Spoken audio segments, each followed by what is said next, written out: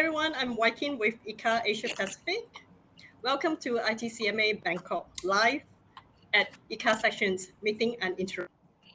You may agree with me that the pandemic have changed, not just changed our daily life and habits, it also has changed the entire meeting ecosystem. I would have planned my massage or spa trip if I were in Bangkok right now, right after the sessions. Having said that, the past 2 years, the meeting community are being resilient and continue to be transformed, continue to be creative, to explore different possibilities to stay connected and advocates educations, of course, to contribute to the knowledge economy.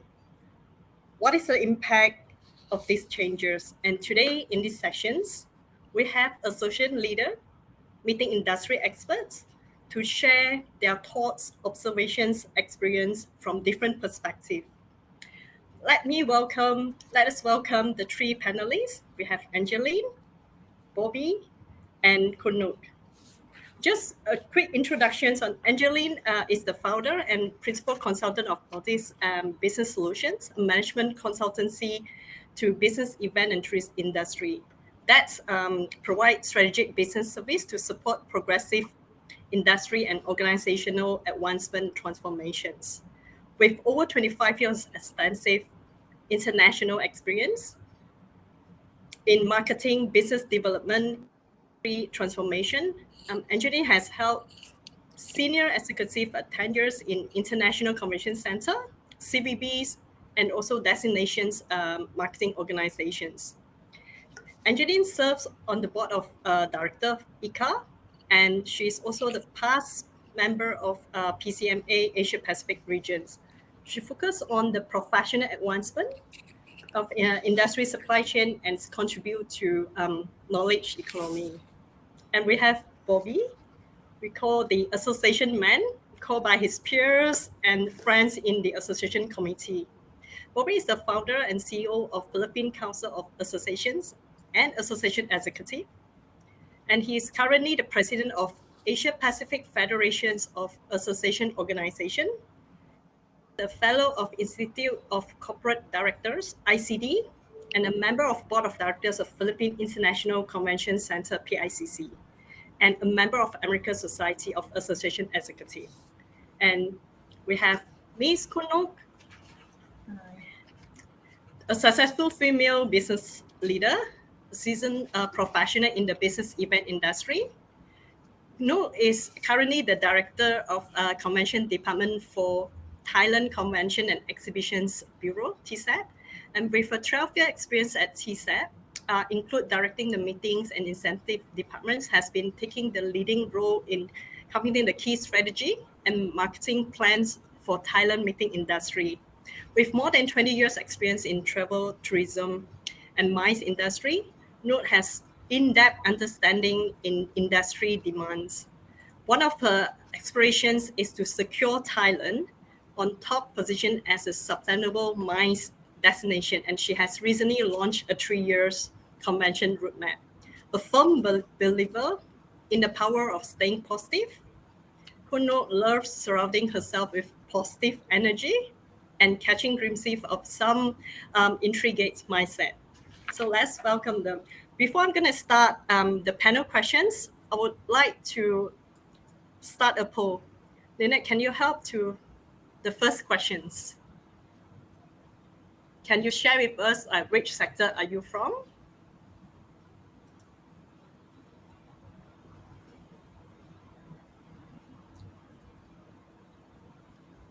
Wow, we have a good mix. We have a very good mix of in the industry partners. Now we can look at the second poll.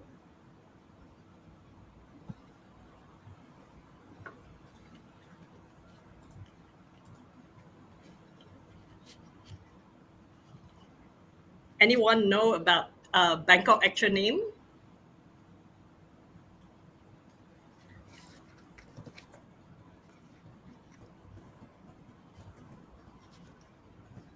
No, do you want to give the answer?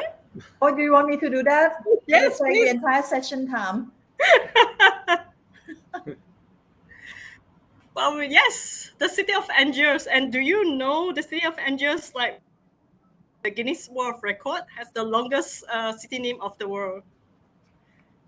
Maybe we can go for another questions. The answer is the city of Angers. The next questions. What is the most popular leisure activity in Thailand? Anyone? Bobby, what would you miss if we, like, what would you do if we are now in Bangkok? Sticky rice and mango.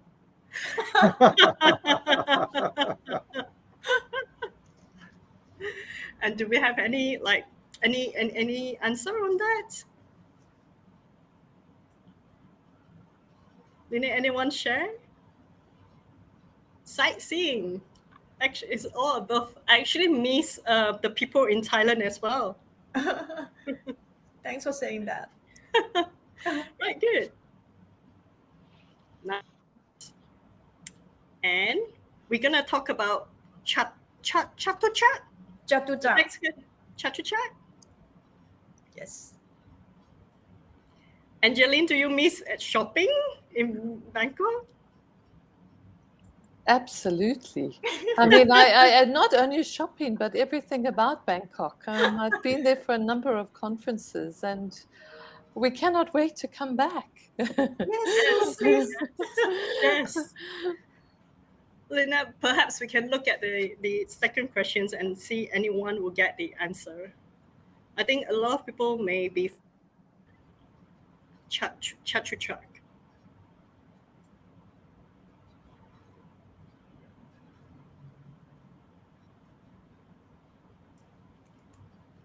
While waiting, I also see more answer in the discussion forum. Right?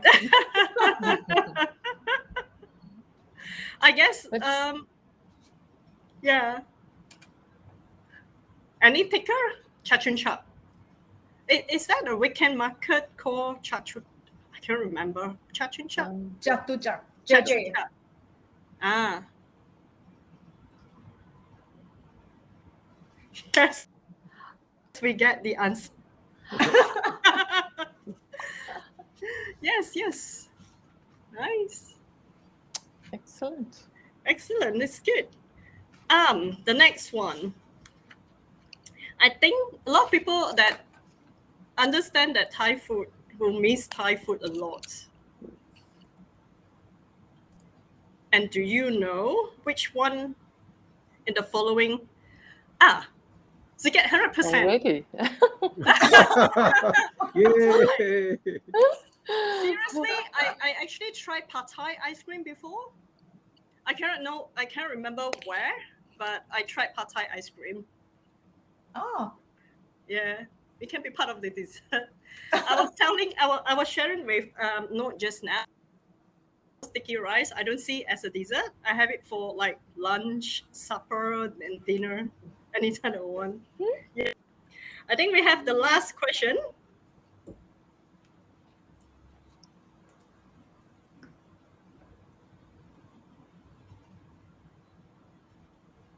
That's something to do with currency.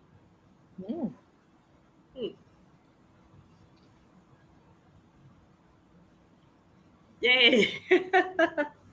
I think there is some like delay from our side. Yeah. Thank you so much for participating in the polling section. I'm sure like everyone has been miss traveling and miss Thailand, miss Bangkok. Oh, I would like to. Yes. Yeah.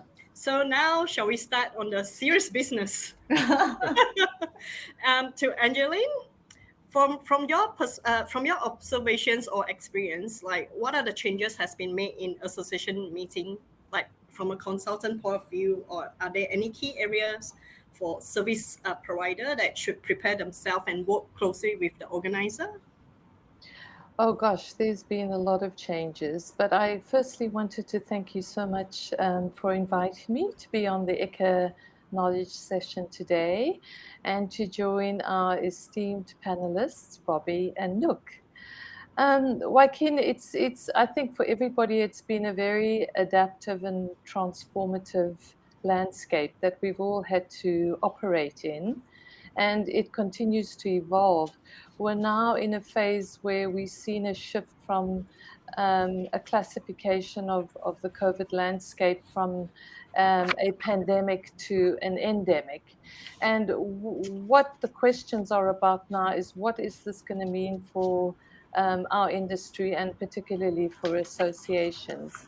But I think the very prevalent changes and adaptations that associations have had to go through relate to, firstly, I think the organizational business model adaptation.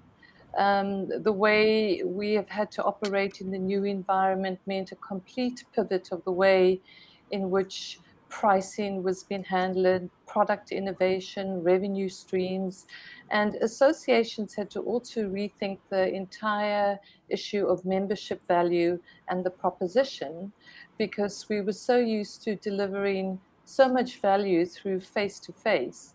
But we now look at models where we can provide experience for both the physical and the virtual audience. So I think that's been a big issue, rethinking membership, rethinking the value proposition and organizational business models for associations and more broadly the industry supply chain.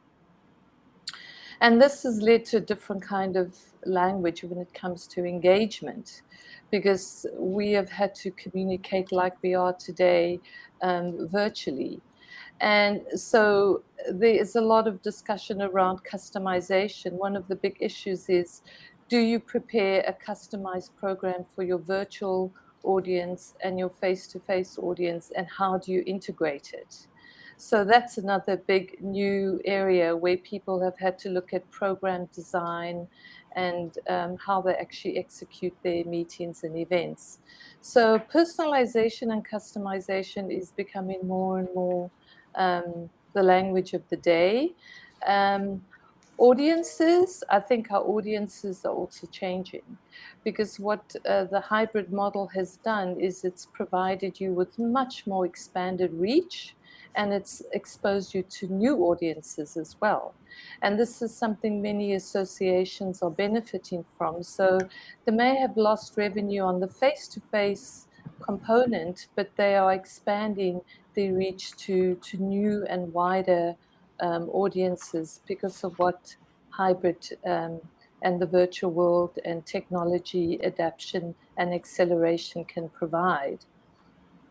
I think another really big area has been the issue of skills, not only reskilling, but upskilling and adapting and advancing knowledge that is very much related to technology.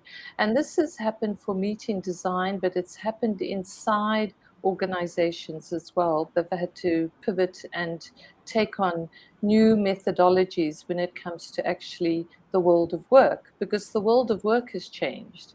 We've had to adapt to working remotely, and all this is been about technology acceleration and digitalization, which has been a very, very major impact on associations in particular.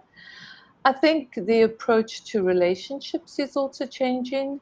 The supply chain now has to approach clients from a much more collaborative model.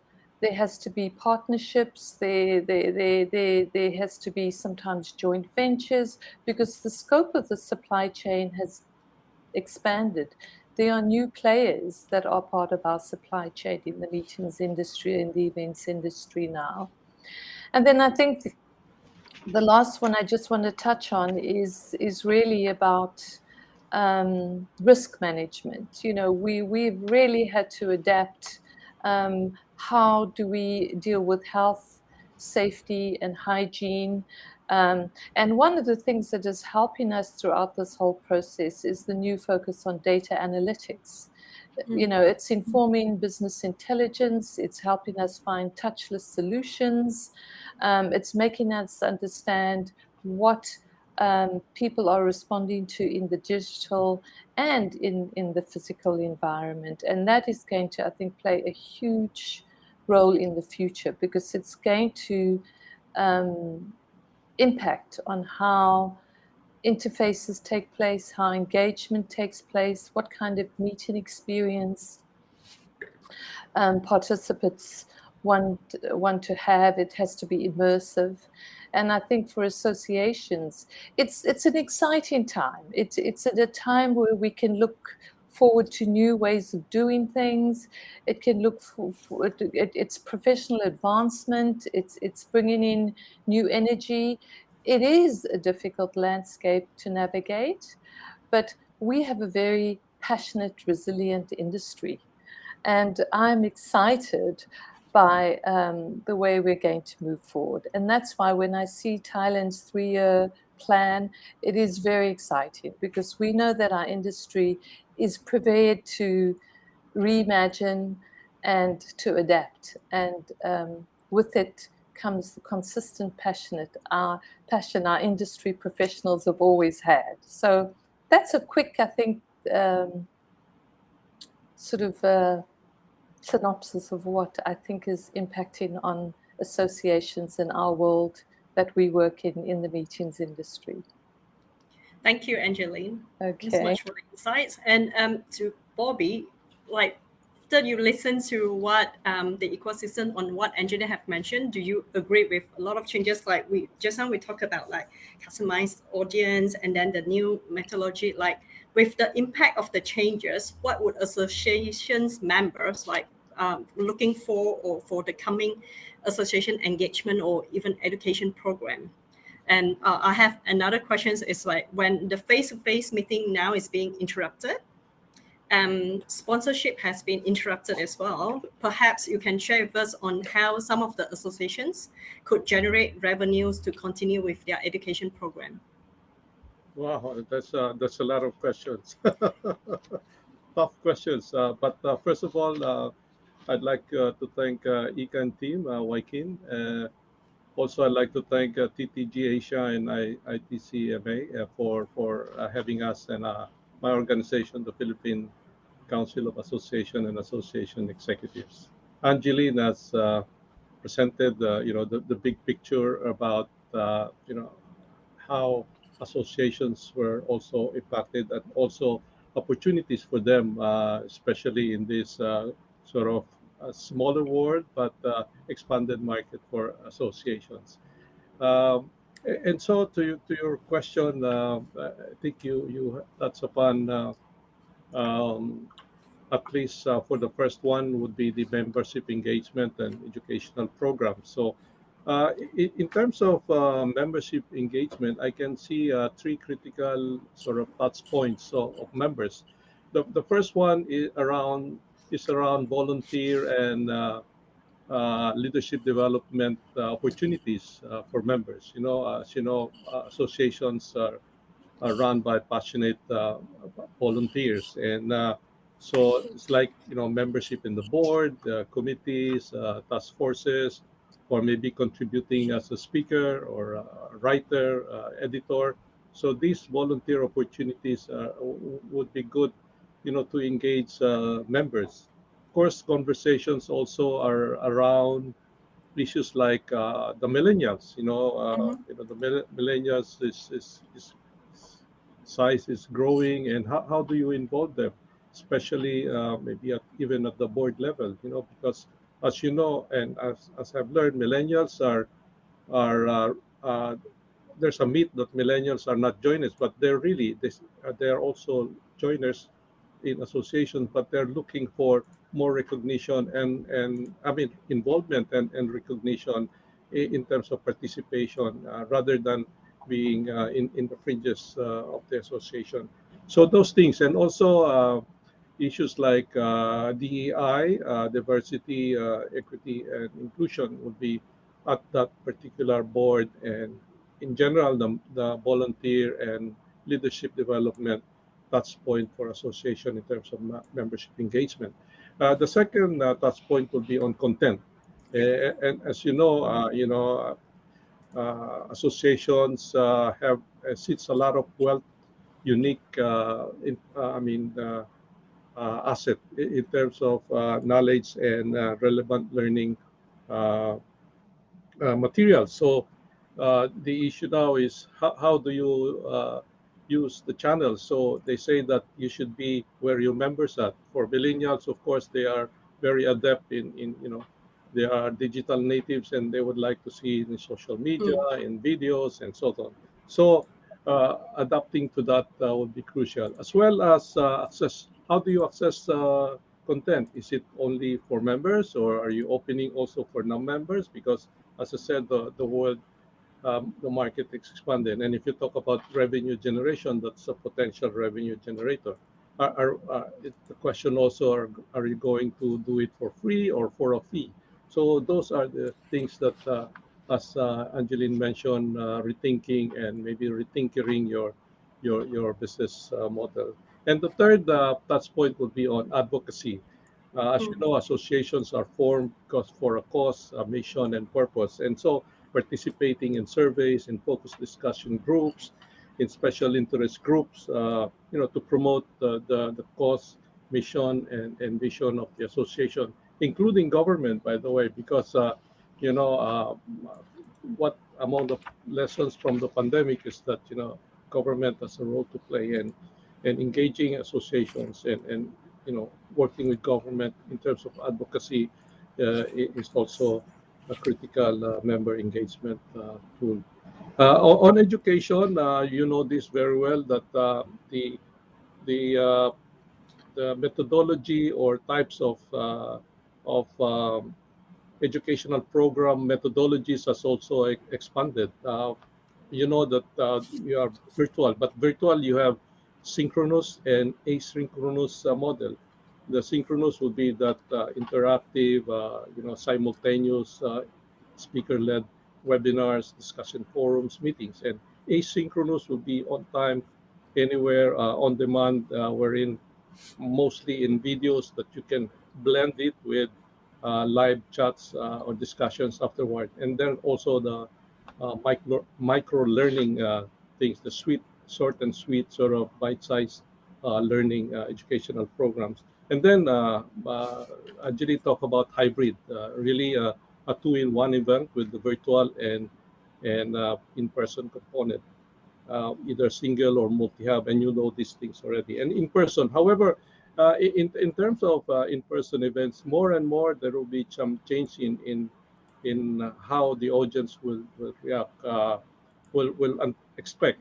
For example, many are really looking for more impactful and more experiential events, more showcase of content and solution, problem solving and solutions, and also more opportunities for engagement and networking. So there's really a lot of rethinking and retinkering that associations need to do in this new normal. I'll stop here. On the revenue, of course, sponsors. You specifically mentioned about sponsors.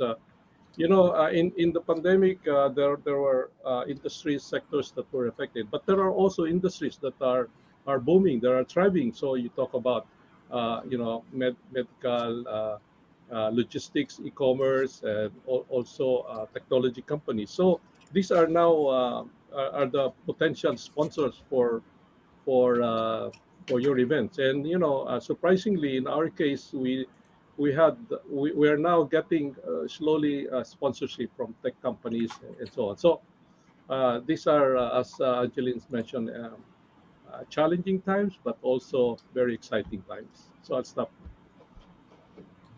Thank you, Bobby. It's like provide all these informations on, like, in terms of the whole meeting industry, the associations also like have changed the whole business model in a way. And I would like to also like hear from from these changes, like, do you see or any experience with the current landscape, like what Bobby have mentioned about, like how the association requirement has been changed. did you experience any changes on bidding criteria or any like RFP requirement that in selecting a whole city in association conference has been changed compared to others? And also another question is like from the destination point of view, how would you prepare yourself? And also the industry partner to manage the current new marketing, the new meeting landscape. Okay, thank you, Wai Khin, for such a long questions. And good afternoon, and thank you, Ika, and thank you, TTG. I'm very honored to share the panel with Angeline and Bobby. Thanks for having me, Naka. Well, in terms of the RFP or the bid requirements that we get from the clients, if we look into the general bid requirement or the rotation pattern, we don't see big change in that sense. However, we see that we see the postponement of the event, which could be deferred for 1 year or so. It really depends on how the previous events get affected. So they may shift the rotation pattern in that sense. And association also asks us to include the hybrid or the virtual option or requirements into the bid proposal. If you remember in the past or the pre-pandemic time, we never considered this as a requirement as part of the bid book. And I understand that ICA also issued a 2020 report, and there are a few key areas that are pretty much in line with how we encounter experience directly with the clients, is that they are looking for the flexible contract terms and conditions. They are looking into the event insurance policy. What if the event get canceled or postponed? What will happen to them? They are considering the safety protocol or the technology part on how to support the event, both the hybrid and the online option that are a must now. And if we look into the mid to long term, in terms of organizing events, we don't think that hybrid and virtual would be replacing a face-to-face event, but very much similar to what Angeline mentioned earlier in terms of participation reach. With the hybrid or the virtual option, association could expand their reach to the untapped clientele or to the geographic region that perhaps is harder to reach if we do only the physical events. So I guess this is one of the area that we have to include in the bid requirements, but it's not all the bids, only in some bid book or in some bid requirements. And due to the travel restrictions, then the bid presentation have to become virtual. We do a lot of video recording for all the doctors and association professionals to send the bid presentation online or to do the live presentation. And for the site inspection as well, it needs to be virtual. We have no other option because business needs to be moving on. We cannot stop or so the virtual is another solution, the interim solution why travel restrictions are not permitted.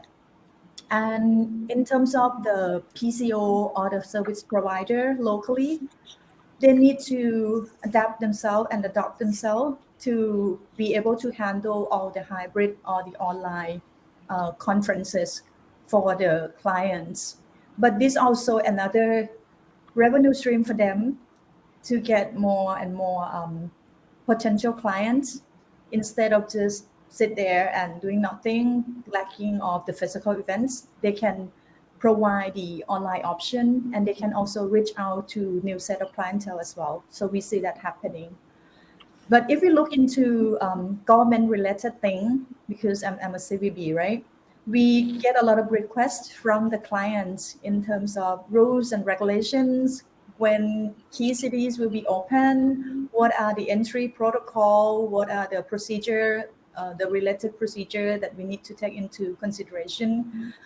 Especially big movement for like huge events, we need to work more and more closely with the clients because there have been changes here and there. The situation have been quite fluid. maybe 3 months earlier, we can plan that 6 months ahead, we can do a physical, but 2 months later, we need to change back to the virtual or the hybrid option. So as a government agency, as the central contact point, we need to provide those services to the clients. And as Angeline also mentioned about the customer engagement, so we deal directly with them to be able to respond to the needs and to adjust the requirements accordingly. And to your another question, I guess you asked about the how we prepare ourselves and our industry partners. So there have been series of activities and actions that we have done locally to get ourselves prepared. I think everybody talked quite a lot about reskill, upskill, relearn, unlearn. You know, so this is vital. But first of all, we need to communicate with our industry partner to make them understand that what happening, why do we need to do that, what are the key market trends, what's happening out there in the in the more developed area. So we learn from them and we adopt those practices to our local markets. We also bring in international courses to upskill and reskill the industry partners. For example, the digital event strategist or DES, or also the certified event organizer, CITP, CIS, IAPCO web badge, the venue management courses. We work very closely with the local association, Thailand Incentive and Convention Association, or TICA, if you have heard of this association. So we invest quite a lot in training and the course, all the courses to the certification program. And another area is that we in the past our main target audience or our main focus in terms of partnership, we only look into the business event related service provider, but now we reach out to the non-MICE related service provider.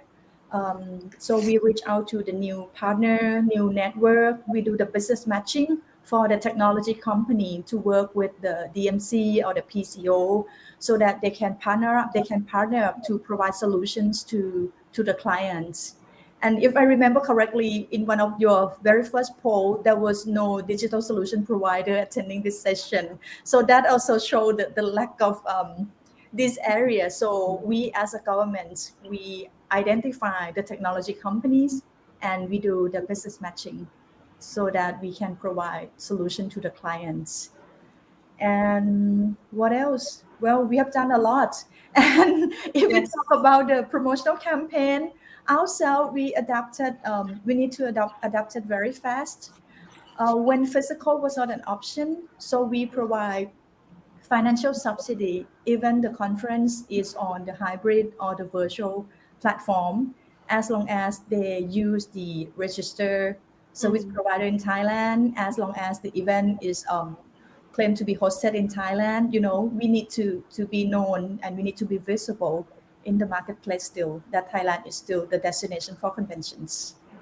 Perhaps this is from me for now, and we can talk later.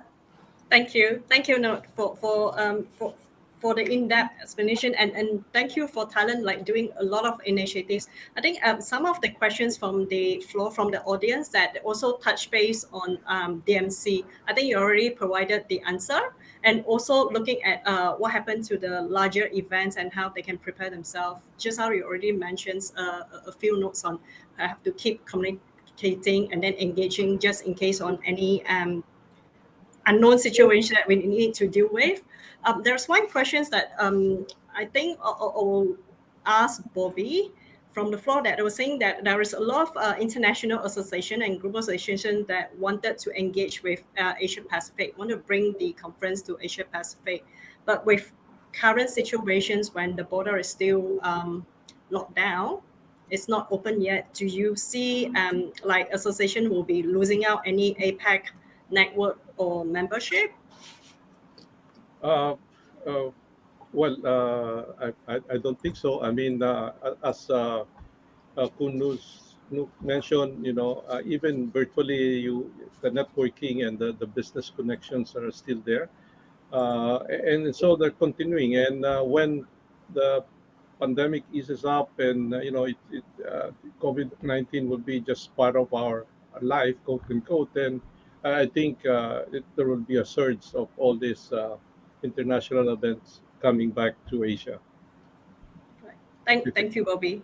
Yes, thank you. And Angeline, there's one question. Like we were talking about, like how there's a lot of meetings or knowledge we're sharing that when we reopen, we need to look at like program redesign. What is the difference between outstanding association meeting, or what are the difference would be, like how we can kind of like prepare ourselves to be different, to be outstanding, because moving forward, we'll see there's a trend that more delegates or travelers will be more selective in a way, in terms of like the budgeting, in terms of like to feel confidence to travel, or to make ourselves more comfortable in travel to attend conference.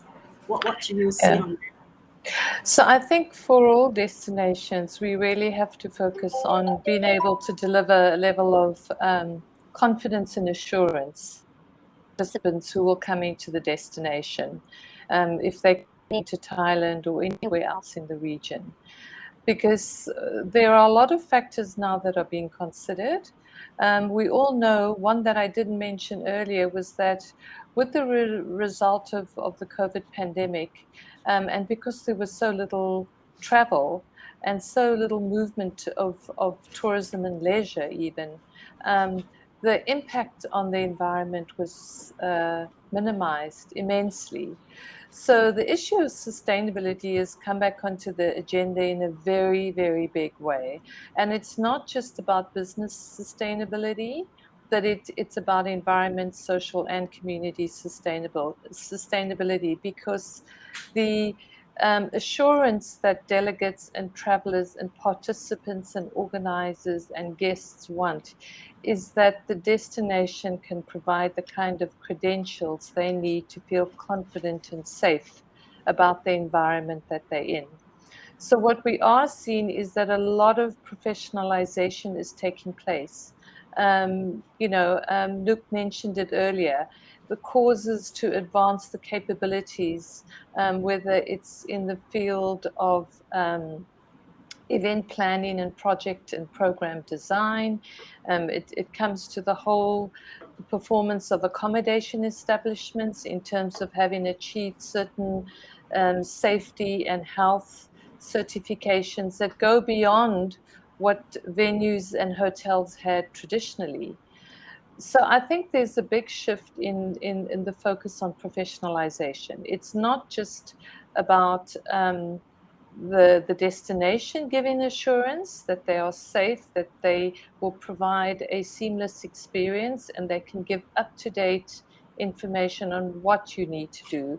But it's also about all the different aspects that relate to suppliers, and even associations themselves have to deal with the issue of ensuring that deliver an event in the new norm, they've taken into account all the kinds of safety, security, and professional aspects that are required to deliver to the client's expectation and experience that they are going to have from the event, but also from the destination. Thank you, Angeline. I think in a way we like conclude, like I can hear of you mentioning a lot about like how we can work together. Everybody should work together, the risk management, and also be agile, to be continue to innovate and stay resilient, to keep on transform. And like I think to end these sessions, I would like to kind of like to ask just a short kind of like, can be short, a few keywords that from your perspective for future projections of association meeting, how we can prepare ourselves moving forward to the unknown environment right now. Bobby? I would say stick to your purpose. Nothing will get wrong if you, as an association, is very clear in your purpose, and being able to know your purpose, you will always be relevant. And if relevant, you will have members, and so on and so on. So stick to your purpose. Thank you. Stick to your purpose. And then Noor. Perhaps I regard collaboration with partners very highly. So through partnership, even cross-sector, cross-industry, cross-brand, or even cross-nation collaboration, I guess this is vital for the entire ecosystem, even on the national level, regional level, or even global level. So I guess this is the way forward. We can find solution together, and it will be a win-win solution. And if I may share just quickly that we just recently formed up the Asia Convention Alliance, comprising 4 destinations: Thailand, Taiwan, Malaysia, and Seoul. So this alliance, we are expecting to see new initiatives, new activities, and new approach to go after international conferences. So stay tuned to the development of this Asia Convention Alliance. Thank you. And Angie, what would you say?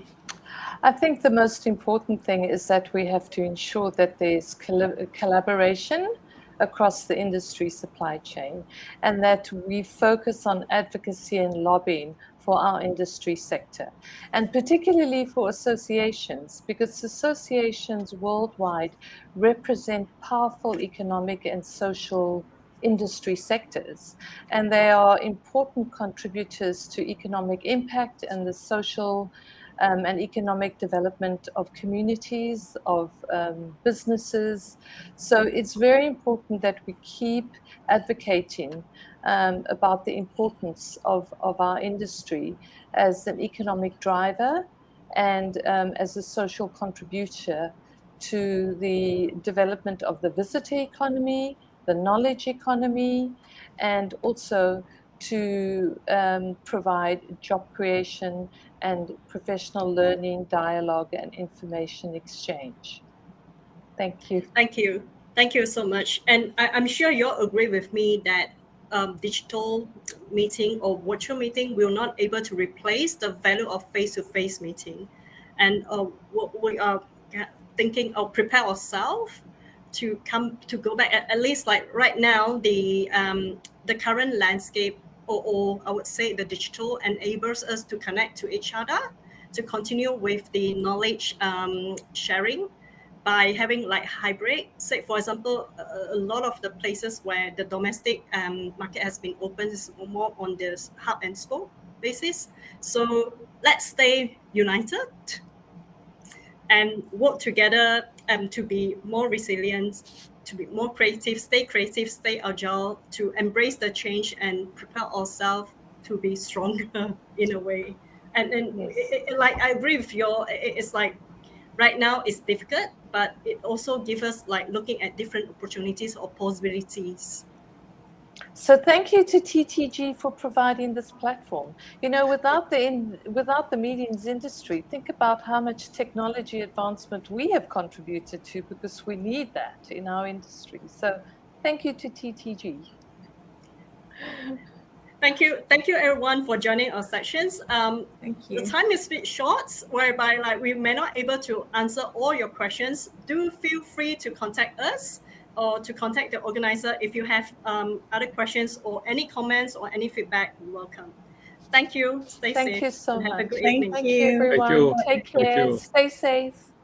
Bye bye. Yes, likewise. Bye-bye. Bye-bye.